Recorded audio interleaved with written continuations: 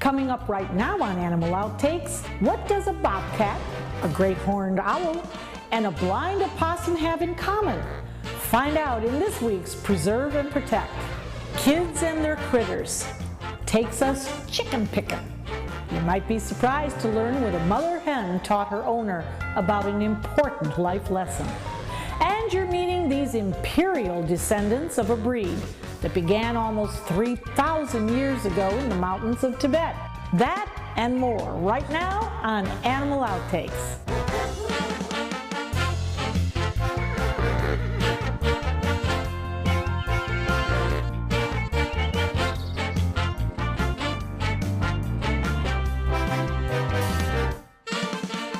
Hello and welcome to another edition of Animal Outtakes, where we learn from the animals and love them for it. That includes you too, Zeus. He is my buddy. This week we begin with a touching tale of rescue, rehabilitation, and survival. Three very different animals with one very important thing in common. Somebody saved their life. Their story is featured in this week's edition of Preserve and Protect.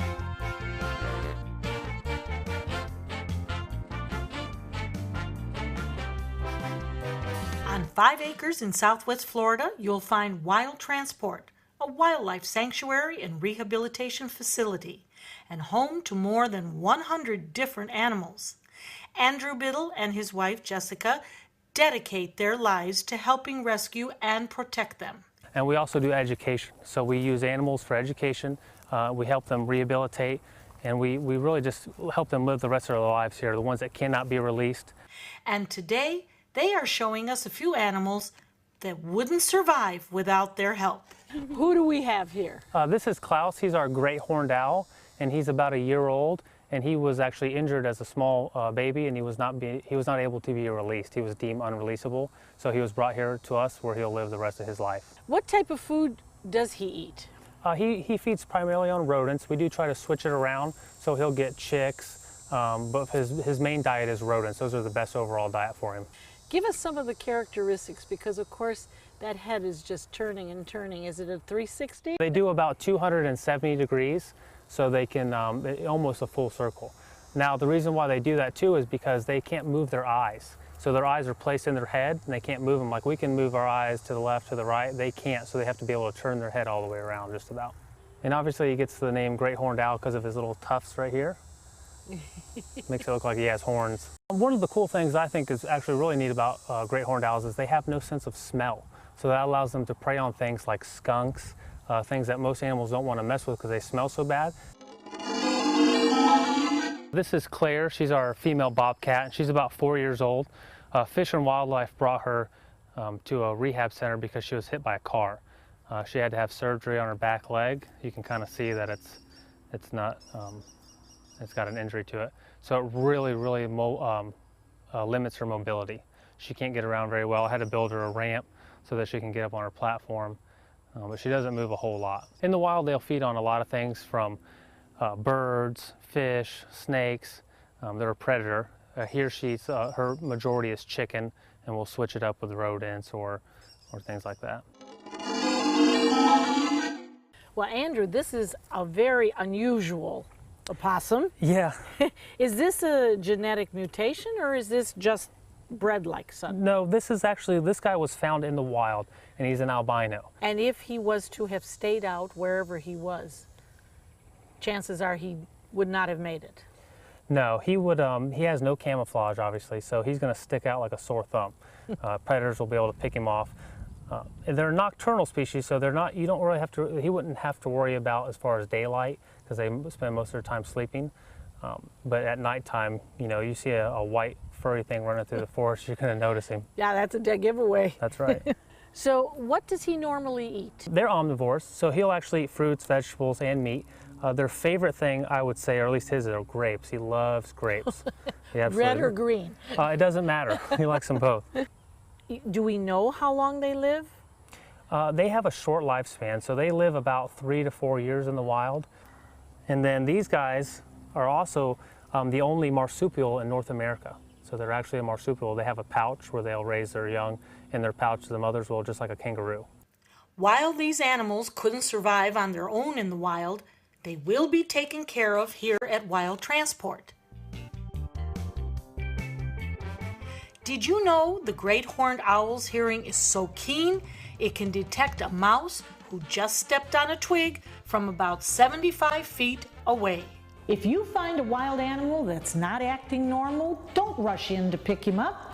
Observe closely to make sure it does need help. And if you call an animal rescue number, don't leave the animal's side. Stay right there until help arrives.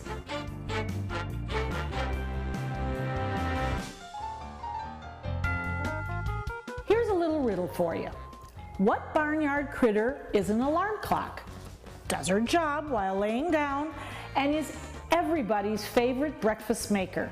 You'll find out in today's edition of Kids and Critters. Today we're learning all about chickens and the hard work it takes to be in 4-H. I started 4-H when I was 16, but I was in FFA before then. So I started FFA when I was 12. And what is FFA? It's the same thing as 4-H, except it's in school. It's Future Farmers of America. Oh, okay. And what do you do for that? It's the same stuff. Same stuff? And how long have you shown chickens for? 3 years. What is this chicken's name? This chicken doesn't have a name, but her breed species is a golden lace Wyandotte. And what is that kind of breed's personality like? Are they more like calm or? Yeah, they're pretty friendly. They're very pretty and they're very easy to handle. Do they lay like colored eggs? Because I know some do. These ones lay a light brown. I think chickens are pretty goofy. I think their expressions are hilarious, especially when they kind of like turn their eye to look at you. Pretty soft if you want to. Oh yeah, very soft. And is there like certain things you do in the show pen? Like how do you show them? You have to, this one's not trained, so I'm not sure how well this will go, but there's one move where you flip it like this, and then you look at their eyes to make sure there's like no parasites and to make sure that they're like the right color for the breed. So you pretty much give them like a vet check, but you're also looking to make sure they have the qualities and traits of their breed. I won first place in showmanship 2 years in a row so far. This year is my 3rd year. Hopefully I'll win first place again. It is fun to be around them because they can make you laugh because, like my sister said, the chickens are goofy and they can act weird a lot and it just makes you laugh a lot. I've learned to have more confidence in myself, like with what I know and stuff, because right before show usually I'm like, I don't know anything about chickens and stuff, but then when my greatest accomplishment was probably 2 years ago, I got a perfect score in chicken showmanship. So it really boosted my confidence. Well, that was really fun. We learned a lot about chickens, but there's still one question we don't know. What came first, the chicken or the egg? Try it again. One thing you Did you know chickens aren't totally flightless? They're able to fly short distances, far enough to get over a fence or into a tree. It's believed they originated from a domestic subspecies of the red jungle fowl, a member of the pheasant family native to Asia. And today, there are dozens of chicken breeds. With more than 25 billion chickens in the world, there are more chickens than any other bird species. Now that's one popular bird. Well, don't go away. There's much more still ahead, including this week's animal adventure. We'll take you behind the scenes when we return.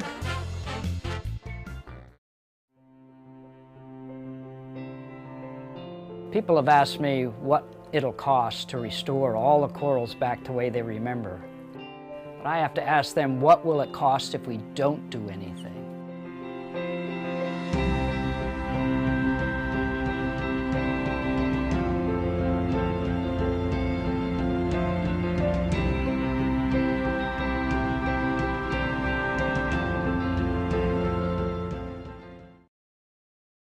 For thousands of years, we've been humans' best friend.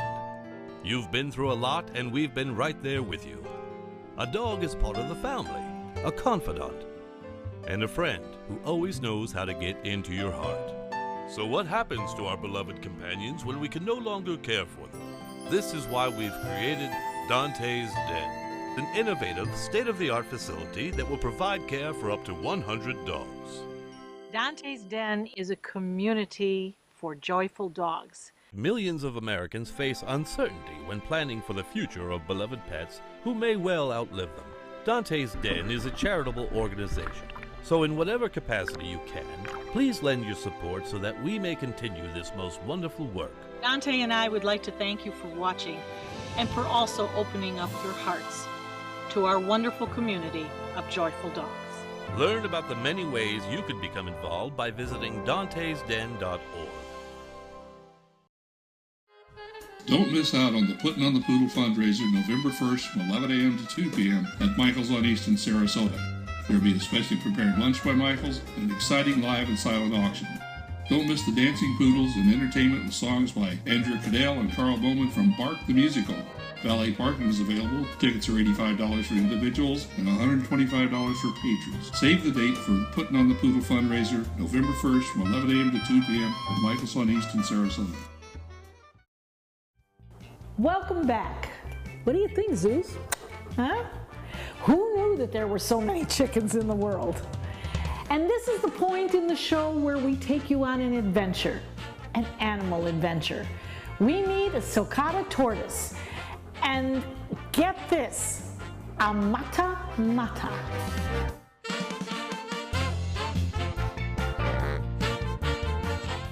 Found in the waters in South America, this turtle has a face only a mother can love. But if you look a little closer at the mata mata turtle, he will surely make you smile. One of the reasons that we like to show this guy is because of his face. Oh my goodness. He has a really, really cool head. From like this, he looks like a leaf. Yes, and that's for camouflage. They're a lot like a snapping turtle. So they are very stationary. They don't move around a whole lot. They'll plant themselves in one spot and they'll just wait for fish to come by. Now, they don't really have a beak like a snapping turtle, so when they bite it'll scare you, but it doesn't hurt very much. It's more of the shock of it. But they just swallow their prey whole. So he'll sit there, with his head up, and they've got a very long neck too, so they can reach, and you can see his little nose at the end of the little snorkel. Yes, but you know what I can't see? His little eyes. He's got two little eyes. Are they right there? Yep. Okay, now I can see them. They'll actually shed their skin a lot like a snake or any reptile for that matter. So that's where that little slough is coming off. And then it also works as camouflage. It looks like just a soggy leaf laying at the bottom of a river. Now, Andrew, you keep talking about the mata mata turtle and its smile. Really? Yeah, these guys are known for their smile. They have this, they always look like they're smiling, so they call them the happiest turtles there are. How long do these guys usually live? They'll live 30, 40 years. Even in the wild, they have a long lifespan. In captivity, with any animal, with proper care and diet and stuff, they can live, upwards of 50 years. A turtle like the mata mata spends most of its life in the water, where a tortoise remains on land. Which brings us to this hefty reptile. Andrew, we have this gorgeous tortoise, and it is a boy, we know. Yep. And what's always amazing to me are the beautiful markings that are on the shell. But he's really carrying a big load, isn't he? He is. He's a pretty heavy guy. He's an African spur-thigh tortoise, or a Socata, and he's about close to 200 pounds, so he's a fairly large male. So what does he eat mainly? He's a grazer, so he eats a lot of grass. We also feed him a little bit of tortoise diet. They like flowers as snacks, some different vegetables like peppers, things like that. I'm holding two babies. Yes. Right. And this is how they really get started. This is how they come out. So this guy is not even a year old, and then this one is a little over a year. So you can kind of see the size difference in just a year. And you got to figure he's about 30 to 40 years old at his size. And is he still growing? He's still growing. See, reptiles, they never really stop growing. They slow way down, but they never stop. So they'll continue to grow for their whole life. Andrew says the Socata tortoise is one of the most popular tortoises sold in the pet trade. And with a lifespan of about 120 years, They come with a lifelong commitment from potential owners. What do you think about buying a tortoise like this? Well, you know, it's kind of a toss-up. If you are dedicated to the animal and you want a tortoise, you know, that's your passion and you're into them, you know, if you take proper care of them and you do your research and you realize what you're getting into, then yeah, they're non-aggressive. They, like I said, they have longevity. They're fairly easy as far as diet. But you just have to take into consideration everything that is entailed in caring for these animals. And that's where a lot of times we have the issue is people get them and they don't realize everything that's involved in taking care of them. Because of the Mata Mata turtle's happy-shaped mouth, they can't chew their food. Instead, they swallow their prey whole. There are very important people, and then there are very important pets. Today's VIP has a life fit for a king. Regular massages, a private dock, and fresh veggies every day. Sometimes a dog's life ain't bad.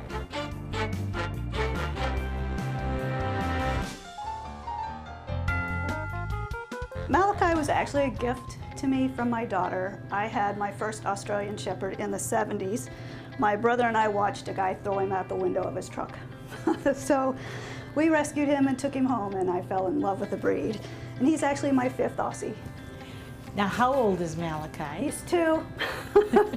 Is he in the terrible twos? He's in the terrible twos, and as you can see, he wants his belly rubbed right now. We know that your profession is one of being a massage therapist. Is this something that you do for Malachi? I do, actually. He gets worked on quite a bit because he's also an athlete, so I work on him. He does dock diving. We dock dive with the Ultimate Air Dogs. He also does up dog, which is frisbee, and we compete in that. And he also does, well, it's not really athletics, but he does canine nose work. Because if I didn't keep him busy, he'd keep me busy. He is very active. You don't want one of these dogs if you don't have the time to spend with them. When he comes to work with me, which is almost every day, when I go home, we have to go out and play frisbee at least 3 different times between the time I get home and the time we go to bed. Because in here, he turns into a different dog when he walks through the doors. And what would you say the major benefits of the massage are for Malachi? For Malachi himself, I think it just helps to keep him in shape, keeps him from getting any injuries, because just like with people, if you give them a massage before they go to compete, you're loosening them up, helping them stretch. It keeps him from hurting himself when he is out there doing active jumping and running, and when he hits the ground, you know, they hit it hard. They're so much like we are in so many ways, and I don't see how it can do anything but help with all of that. He's my best friend.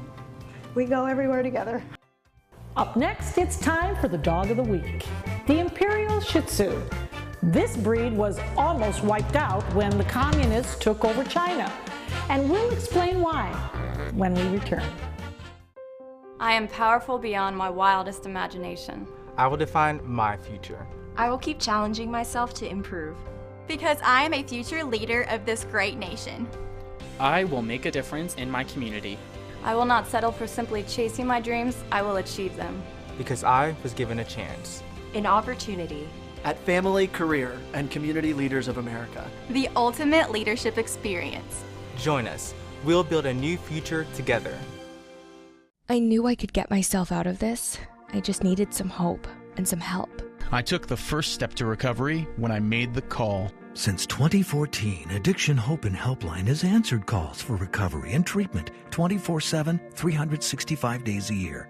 If you're depressed, drinking, using drugs, or taking pills, call now and talk to someone who cares.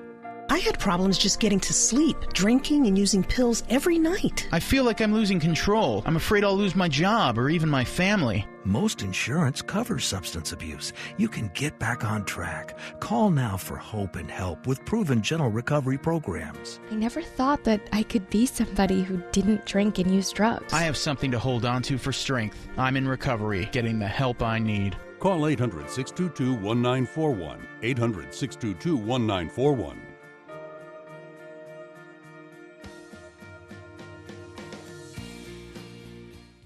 Well, Zeus, it's time for our favorite segment, the Dog of the Week, because the Shih Tzu was only owned by royalty. They were exterminated during the Communist Revolution, and fortunately for us, 14 dogs survived. And today, every single Shih Tzu is descended from those 14 dogs. Meet our Dogs of the Week.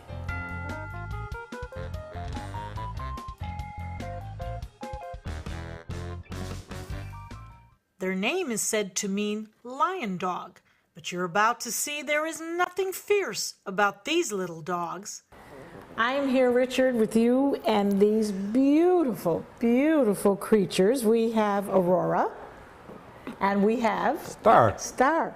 And these are Shih Tzus. Correct. What a history this dog has, huh? Yeah, they go back to about 800 BC.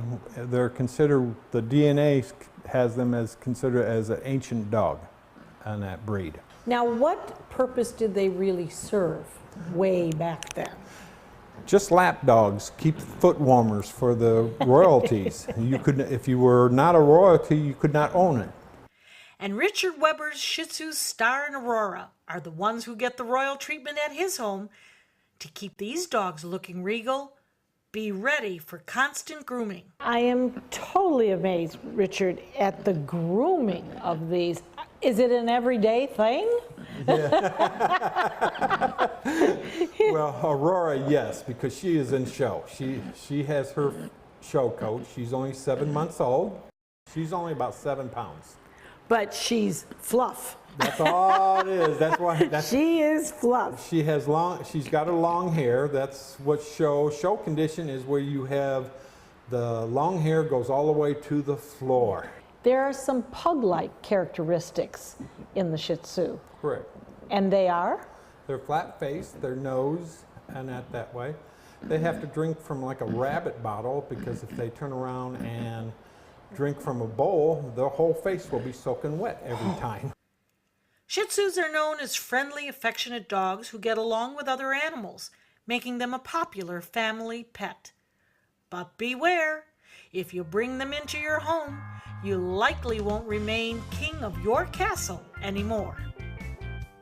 Now here's an interesting fact. Shih Tzu literally means lion dog. It was named that because it was specially bred to look like a Tibetan lion. So there you go. We'll be back with a tip from the doc, Dr. Dog.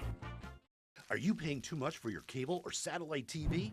The U.S. government passed a bill mandating free over-the-air digital transmission of all broadcast network television channels. That means with the new TV Freeway digital antenna, you can get free HD programming from your favorite broadcast networks 24/7 without a bill. You just plug it into the back of your TV and start watching all of your favorite broadcast programs for free. There are no contracts to sign, no hidden fees, and no monthly fees. Just free HD broadcast TV. Take it with you anywhere. Call or go online now to get your TV Freeway stick for the incredibly low price of only $14.99. But wait, call or click now and you can get a second TV Freeway stick for a second TV. Just pay a separate fee, but you have to order right now. Call 1-800-809-5196 to get your TV Freeway. Call now or go to tvfreeway.com. So call 1-800-809-5196. This offer's not in any store. Call now. But is it? It's really just the beginning, right? Have you written a book and want it published but don't know where to start? You're not alone. Page Publishing cuts through the confusion that most new authors face, like copyright protection, barcodes, printing, and digital uploading. We will get your book into bookstores now. We guide you through the publishing maze and help you distribute and sell your work in hard copy and ebook formats. That's right, we will digitize and place your book for sale on Amazon, Apple iBooks, and Google, offering it to millions. Don't waste another minute. Most publishers won't even look at new author submissions, but we're different. We review your book and provide you feedback in about a week. If we decide to publish your book, your work ends and ours begins. From copy editing and proofing to typesetting and book cover art, our team gets you into bookstores fast. Call for your free author submission kit at 800-425-5308. Every week we find an interesting medical tip that might answer a question that you have. Here's Dr. Dog. Hyperbaric oxygen therapy started many, many moons ago, obviously, and it has evolved thanks to the Navy for decompression chambers, and it has come back in the medical field. You have these chambers, these big, massive submarine-looking things that you go in, and what does it do to your body? It's going to take 100% pure oxygen, and it's going to push it. Oxygen in your body is picked up by your red cells, about 2 molecules in your lungs, and it goes travel to your tissue, gets delivered. Carbon dioxide gets picked up instead, delivered back to the lungs, and so forth. That's what the red cells do. They carry oxygen. That's why when you get anemia, you can't breathe well. Your tissue is damaged and hurt. You can imagine hyperbaric helps. At that point, hyperbaric pressurizes oxygen beyond that oxygen red cell carrying capacity to the plasma, so the fluid in which the red cells are floating, and pushes it into the tissues even further. So if you have, for example, a stroke, well, call that because it's used for strokes all the time. You have an area that's got no oxygen. It's been blocked by a clot, and oxygen will get there with the chamber. And thanks to that, we're actually seeing over long periods of time of treatment, because it's not an overnight thing, we're seeing neurons come back, which is unheard of. We used to think neurons never come back, and they do. They do. In our situation here in Sarasota, it's having access for people. We are the only canine feline animal chamber in this area. We certainly cannot accommodate horses, but too small. But there's really nobody else in this area, and I would think every ER should have one because of all the benefits. It treats pancreatitis, it treats anything like polyarthritis, all my meningitis, inflammation of the brain, I put in there as well. Every cancer I have, and my own cat survived lymphoma over 2 years when it's supposed to be 6 to 12 months. I have a cat, a patient of mine, that survived an aggressive cancer climbing in the brain because of using the chemotherapy and hyperbaric, and it's cancer-free more than a year later when he's supposed to live about 80 days. So when you look at all of that, it's flabbergasting what a chamber can do. And there's so many potentials. So hopefully in the future, we'll hear even more options for us as humans. You can watch full episodes of Animal Outtakes by subscribing to our YouTube channel.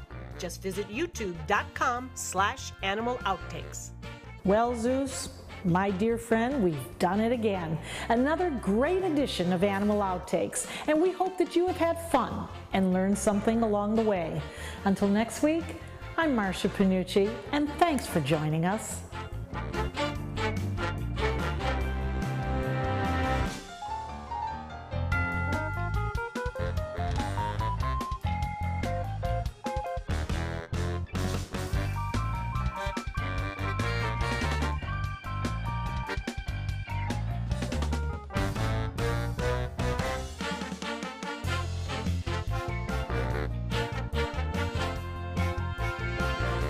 Why are you being so stubborn? You're being German stubborn now.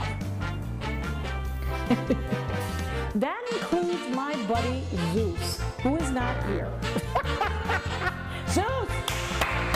That's it now. Let's go. Zeus!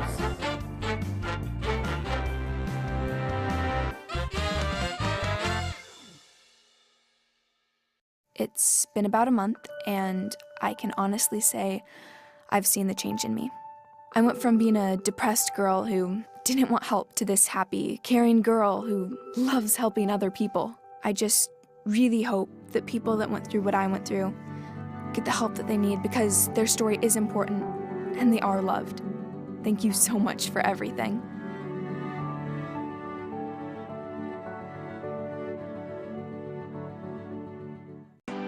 Northland Outdoors is about so much more than the biggest fish or the hottest hunting spots. All across the Northland, there are amazing people with incredible stories to tell. We're going to find those stories and share them with everyone. Join us each and every week as we explore the Northland and experience some of the most exciting outdoor adventures in the country right here in our own backyard. This is Northland Outdoors. Check out My Suncoast Dining on mysuncoast.com, your guide to the foodie lifestyle. ABC7's own Chef Judy serves up her favorite recipes, cooking tips and trends, dining blogs, step-by-step videos, and Suncoast Restaurant Guide. You'll find it all at mysuncoast.com/dining. The official Suncoast Storm team at ABC7. We're here for you. ABC 7, your Suncoast News. We're here for you weeknights at 5.